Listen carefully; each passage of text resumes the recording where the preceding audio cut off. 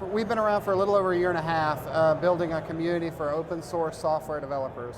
So we've been doing that for a little while. Yesterday, we released a product called Work for Pi for Companies, and that's the piece that we're really excited about. It's going to help small companies really find great developers, and vice versa. Yeah. And how do you do this? How do you attract somebody like you? You know, well, a technical guy, you can work anywhere. Let's be honest. You know, you're such in demand for every startup. You know, would love to hire you. How do you decide where to go to startup? You know, that's a great question, and I think a lot of technical people, they want to find a place where they fit in, they like the people that they work with, and they get to work on challenging and interesting problems. Yeah. And so, as you might, once you think about this process, you realize it's not a job, it's not a position, it's the company, it's the people that you work with, it's the culture that you experience while you're there. Yeah. And so, that's the part that, as a company, you need to talk about that before you start talking about technical details about what's, requirements for a job, yeah, that sort of thing. Yeah, like I need a Node.js programmer or something like that, right? Yeah, the cultural fit is a tough thing to know. Is there a way to, and I guess that's what your company's trying to do, is try to show the culture and give an example of cultural fit. So I know, oh, your company's going to be a good place to work at, and I'm going to feel empowered and happy here. And not just that you need my Node.js skills, right? Right. Well, it works really well in the offline world, right? You've got a friend who works for a company that's a great company to work for, and there's this conversation that goes on between friends, and that's how people find great companies to work for. Yeah. I don't think that the current online alternatives really mask or mirror that process very well. So I think it's really about the company saying this is what we're all about. And I don't think that they do that very effectively using job boards, that kind of thing. To tell you the truth, they don't do it well. I just started a Facebook list of 1,100 startups. Yeah, we're on that list. Thanks for having us. It's amazing. Well, you do it pretty well, but it's amazing how many companies can't even explain what they do in the header of the Facebook page. You know, it's like, what does this company do? I'm not sure. You know?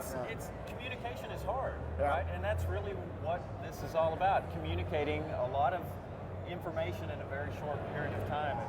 That's a hard problem. So how do you help a company explain to a guy like him that you're cool? What's on the page and what do you ask for? What makes you different than Monster or Dice or whatever other job board there is? You know? Absolutely. So what makes us different to start is a focus on the companies. And we take companies through a pretty unique onboarding process that really allows them to talk about things like their culture, key stats that are important to them. You mind if I show you? Yeah. Yeah. So this is a small company in Memphis, Tennessee called Simple Focus. We're looking at the laptop now. Great. Got it. All right. Small company in Memphis, Tennessee called Simple Focus. They do design work. Yep. And this is their company profile. They get a nice little tagline, a bio of the company. That's kind of standard fare. But then what really gets interesting is when you get down to this cultural section. So we have these 4 key stats, and these are customizable by the company, and they really tell visitors what the company cares about. So Simple Focus, for instance, you've got that 0 overtime hours per week. They really value work-life balance. Now, how do we know that's accurate? Because any good startup development shop, that's a bullshit number. This is true. We think it's a little bit more transparent than job boards, but you're right. I mean, people can BS their way through these profiles.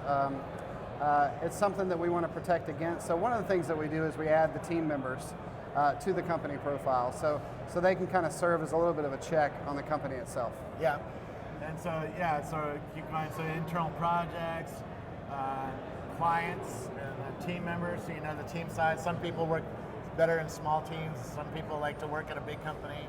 Right, exactly. Even a big company though, the good ones keep teams small because otherwise things get out of control. Right. And good developers know that small teams are where you can have a big impact, right? Right. In fact, that's what I call my show, Small Team, Big Impact, because I know 2 guys that wrote Instagram, right? That Instagram didn't happen at Microsoft. Right. Yeah. That's exactly right. We've actually got a friend that works at Instagram. It's amazing to me. They've got three back-end engineers for what 100 million users, something like that.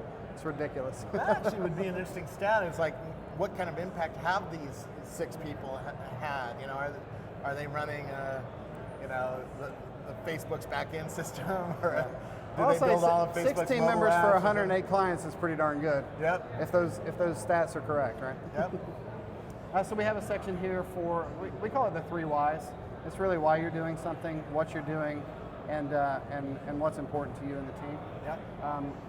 A little bit about the tech that the team uses, a day or a week in the life, what that looks like. We have job openings, of course, and then we have pictures of the office and of the team. So Very cool. these are. Can you put up video as well? 'Cause the videos are really good to show what the company at least feels like a little bit, you know? Yeah, we want to make that video capability available in this section. We have it in the top section, so the video is kind of the front and center thing. Okay. Absolutely. Latest tweet, employee quotes, recent press, and then of course the team members. Yeah. So it's a really comprehensive view of a company. We call it a platform for company discovery. So a small company like Simple Focus who wants to hire on a national basis, they may not be very well known outside of their market. This is a really good way for people outside of their market to get to know the company. Yeah. One video tip, by the way, that very few companies do. At Microsoft, I did a fake interview with a product manager, and he did a code interview with me. And that video got us 3,000 resumes because people Wow. saw, oh, this is actually something I probably could do. I could get through this process, you know. And we talked about the process of interviewing at Microsoft. It might be good to have a developer hiring committee talk about what are we going to look for? What are we gonna, How are we going to, you know, what kinds of skills, you know, and how do you get through the process of getting here? You know, I think that's good feedback. startups are a little bit less, you know, formal like that, but the big companies have very formal. Right. Everybody knows if you're interviewing at Microsoft, if you make it past lunch, you're good. You know, if you don't get an interview after lunch, you know you screwed something up in the morning. So. And That's cool. they have every company. Google has different kinds of questions that you should be prepared to answer and be mentally ready to think on your feet and be ready for that, right? Yeah, getting a little insight of that I think would be a good addition to these. This is obviously kind of an MVP at this point. It's something that we plan on iterating on and improving on significantly over the coming weeks. I think that's a good addition. How do you get paid? I know a little bit about how I would get paid for referring somebody to work at Rackspace, but how do you guys get paid? Right, so we want to make this really accessible even to small teams like Simple Focus. A job post on some place like Dice or Monster.com costs upwards of $500 for 30 days. Our solution costs $599 for a year. Okay. So it's really accessible. And Unlimited job posting? You can post up to 2 jobs at that level, and then we have a level above that where you can post up to 7 jobs. And these are concurrently, so you can post 2 jobs. If one gets filled, you can add another one. Got it. All for the year. Very cool. That's for a team like Instagram that has 13 employees, that should be enough, right? Should be a no-brainer. Come on, Instagram. Well, now they're at Facebook. That's a different problem. But, Right. But you know, a company like that, you know, has 10. A lot of these startups have 5, 7, Right. 3 And that's, employees. You know, That's exactly the type of group that we're focusing on. We think that for those startups that are hiring employee number 1, employee number 2, the team and the culture is that much more important. Because you know, one person that doesn't fit in with that culture can absolutely ruin the entire culture. So it's extremely important for small startups like that. So if I wanted to work at your company, that, you know, or Simple Focus, is there anything you ask me to do to fit into the system, or do I just send my email over to you, or what?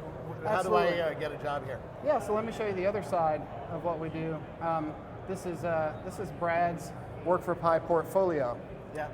You can join Work for Pi as a software developer and get one of these portfolios. We hook into several different sources to make it really, really easy for you to get set up. LinkedIn is one of them. We pull education and work history from that. Yeah. We also hook into GitHub, Bitbucket, Stack Overflow, Hacker News. We aggregate those sources and give you a score. Brad's score here is 45. It goes anywhere from 1 to 100. So And we 45 is also- pretty good. 45 is like actually really good. Yeah. pretty good? Yeah, the 95s and 96s out there are fantastic guys that you're never going to hire anyways. Yeah. So the sweet spot is really like anywhere from 25 to 65. Those are pretty strong developers. It's really based on the volume of posts that you put on GitHub, as well as kind of the popularity of those repositories. So it takes a lot of work for a long time to get up to the kind of the 95 range. Yeah. So if you checked in some code on GitHub, that raises your score? Yeah, exactly. And the more people that watch it and the more people that fork it, the better your score gets. Got it.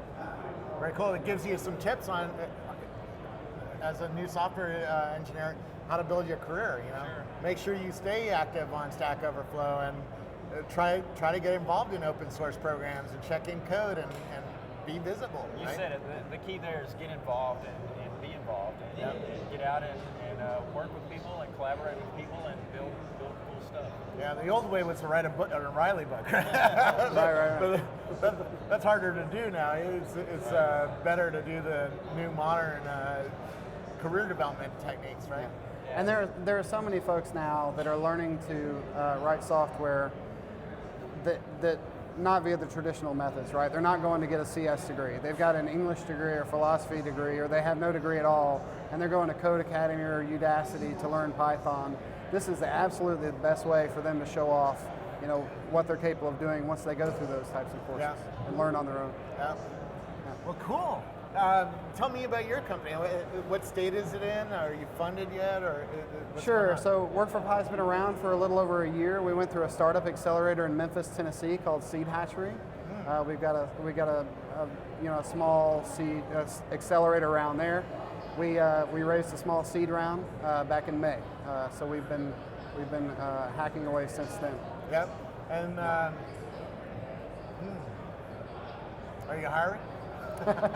Not at the moment, but we're getting close. We're getting Well, ready watch to your hire. page for that. And we will have a page. Yeah, Yeah. absolutely.